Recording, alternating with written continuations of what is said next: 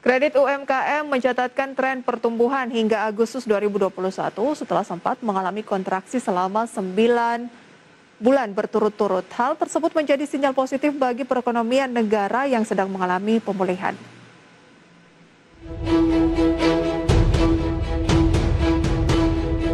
Di tengah pertumbuhan penyaluran kredit perbankan secara umum yang masih lambat, pertumbuhan kredit usaha mikro, kecil, dan menengah terus menggeliat.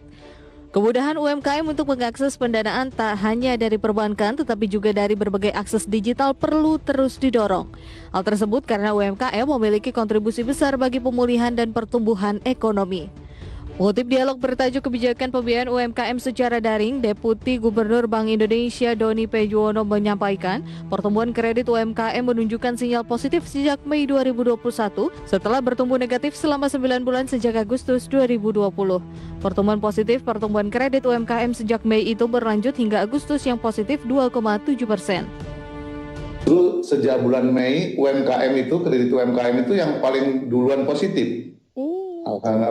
Pertumbuhannya. Ya, jadi pada Mei itu udah datanya 1,57% ya. Nah sekarang itu Agustus posisi 2,7%. Jadi artinya secara keseluruhan dibanding dengan kredit total, kredit UMKM itu menunjukkan positif. Jadi ini kan sebenarnya peluang ya. Jadi artinya di tengah kondisi pandemi ini kan berarti UMKM lebih agresif kan gitu ya. Nah ini yang kita lihat terutama di sektor pertanian ya, dan ini juga ada akomodasi juga sudah mulai positif.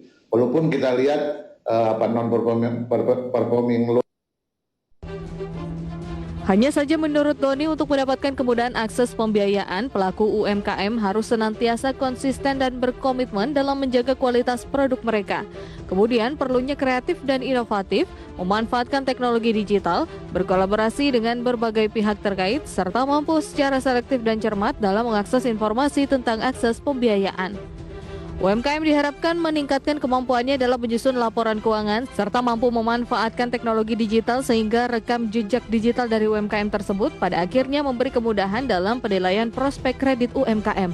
Hanya itu, UMKM juga perlu secara aktif memperoleh informasi mengenai akses pembiayaan, termasuk menggali informasi mengenai program-program pembiayaan pemerintah. Berbagai sumber IDX Channel.